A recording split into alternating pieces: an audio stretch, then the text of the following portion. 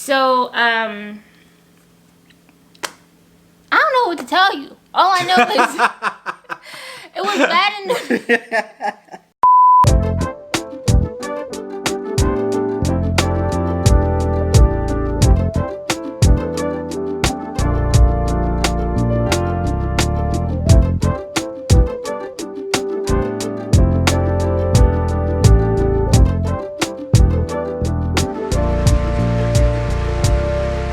Hey guys, I'm Jasmine. And I'm Dave. And this is Engineered by God. Thank you guys for returning and watching another video. And if this is your first time, what's up? First, I just want to give a shout out to Ryan Mack, who did the graphics for us for our channel. So our logo, our banner, our end card.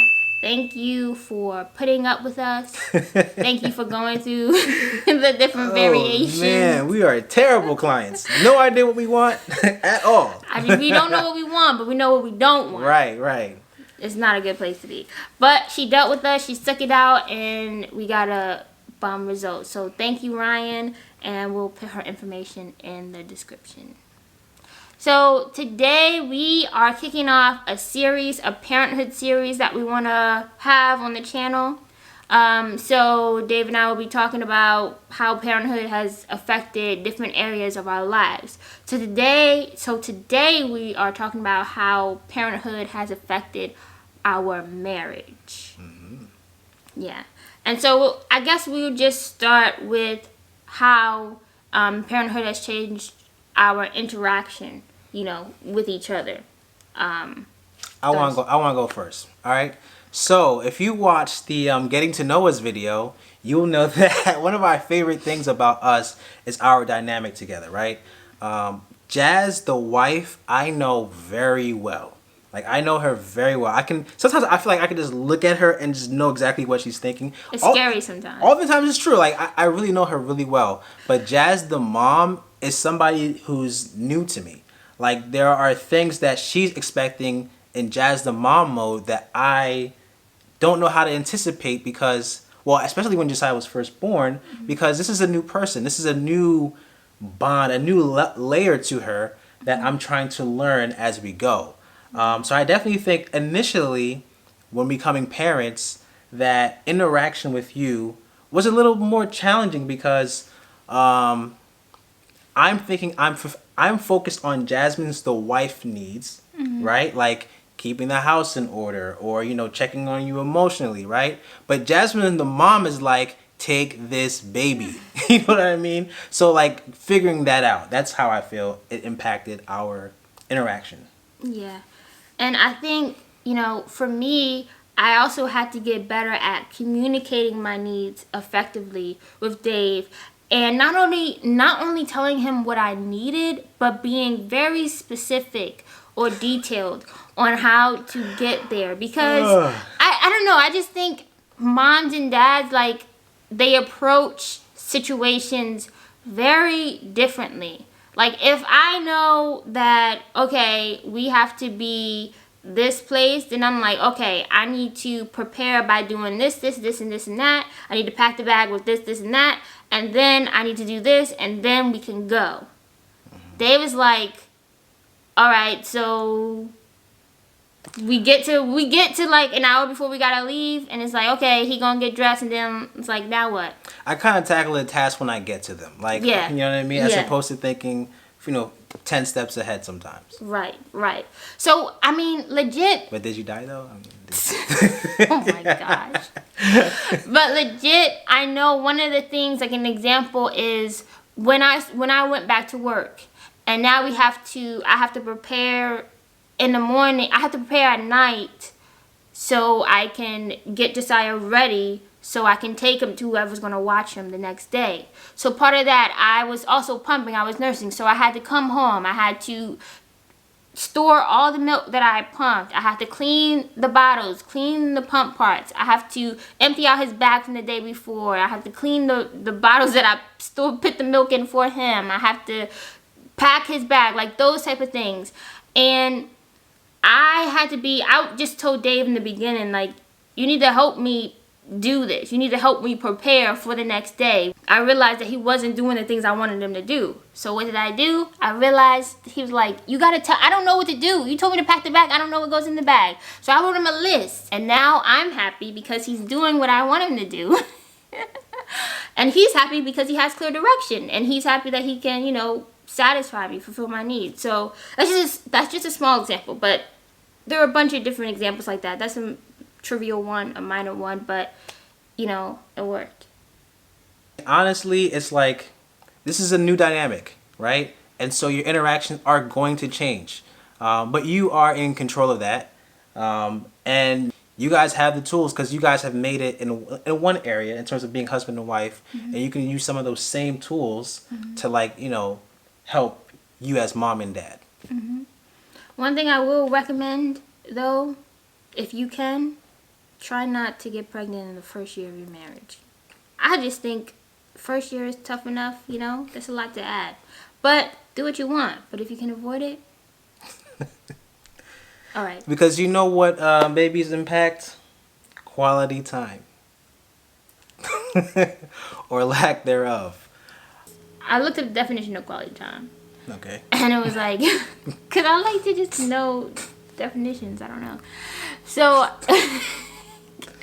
it was like anything that you do with a person that makes you feel more loved, comforted, than you did like before that moment. Okay. That's the definition. All right. All right. So let me just say my perspective of how I see quality time. I didn't realize we were getting dictionary, definitions for quality time. So first things first, Jazz is the only person that I am completely myself with.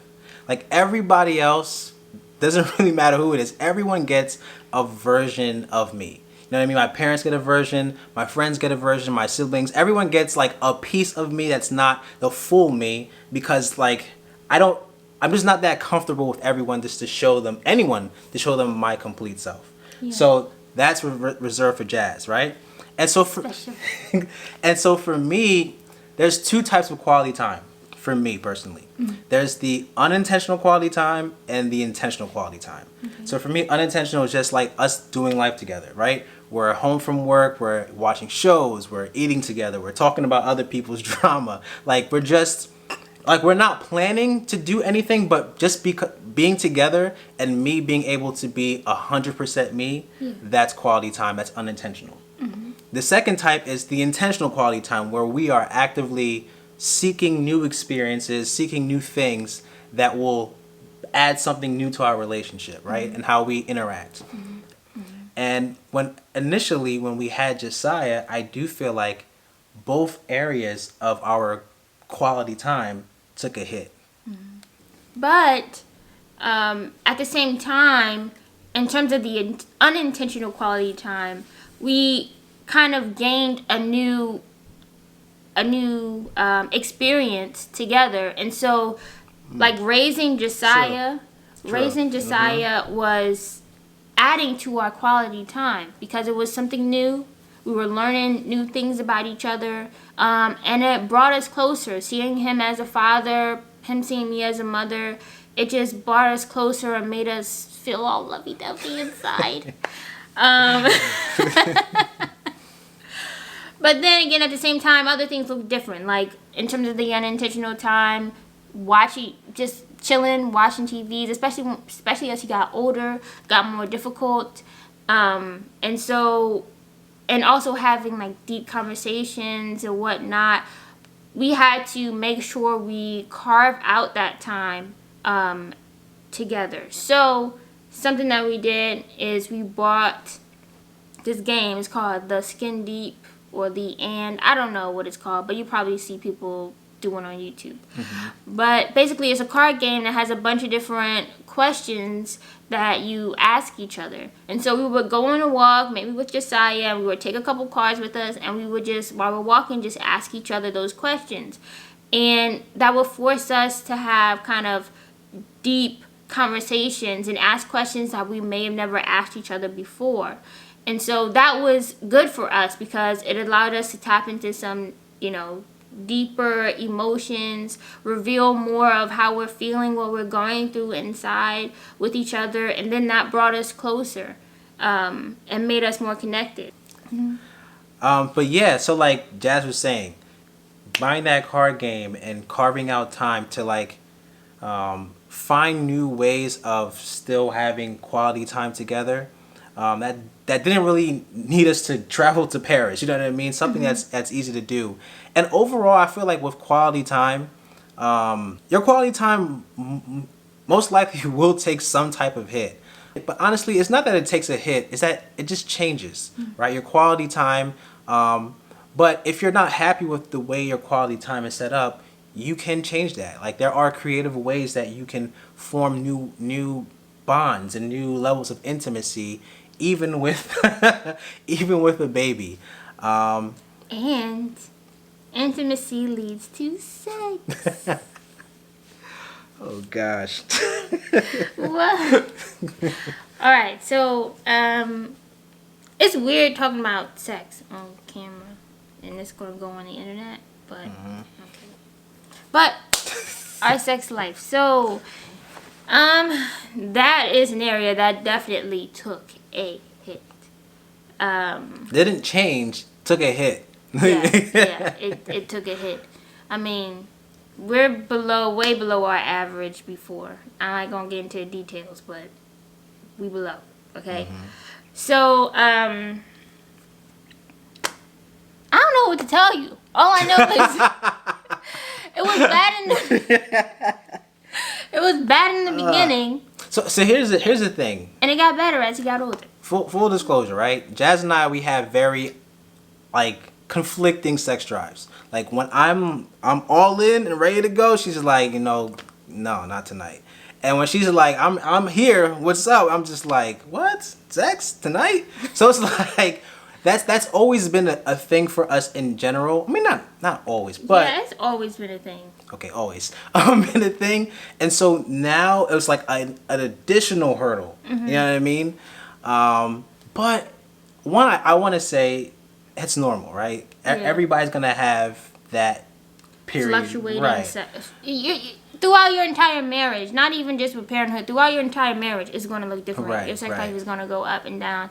Doesn't mean anything different. Now, if you let it stay down, then that's when you're in a bad area. But don't let it stay down, okay? A season, okay? But not a lifetime. That's not what we're doing. But it does get better. I will say it does get better. Like especially when he started sleeping more through the night. Where we're gonna have to like tiptoe around him and make sure that everything was, you know what I mean? Like now it's right. now we're kind of back to our normal selves in terms of our sex life. Yeah. But the ultimate thing is our faith. Sex to faith. I know. I mean, God made sex, right, right. He the marriage bed is undefiled. Yeah, so there we go. But I think the main thing within our marriage is, one, we want to make sure that we are being good examples for Josiah. We want him to ultimately be Christian. We want him to rely on God throughout his entire lifetime. So we want to make sure that we model that behavior personally, model that behavior with each other, because eventually, he's going to hopefully, get married and have children. So we want him to see what it looks like to have a Christian marriage. Yeah. But yeah, we just want to make sure we're examples for him. Right. And obviously, in everything that we do, like we want our lives to be a form of worship to God. And that also includes the way that we parent him. You know what I mean? We want the way that we parent to be a form of worship. Parenthood also kind of forces us to reveal what is important to us as people, so we can instill them in our son, in our kid. And I think ultimately too, we understand that, you know, you can give an example and teach, but ultimately, you know, God's Holy Spirit is what's gonna do the real work in his heart. And so I think it also has given me a deeper level of faith and understanding that, you know, my son is ultimately in God's hands. You know what I mean? And so not worrying about his safety or not worrying about anything really. Understanding that if I am faithful with the gift that God has given me and him, that God too will be faithful and, you know, helping us to parent him in the way that is pleasing to him. And honestly, we're considering doing maybe an entire episode just on faith and how that's changed throughout parenthood, because there's a lot there, and obviously it's a very important thing. But that's it for this video. I feel like we were kind of all over the place, but hopefully, I don't know, hopefully you got something from it. If you did, give a thumbs up, like, subscribe, you know. If you didn't, like and subscribe anyway. We're gonna get better. All right, well, that's it. See ya.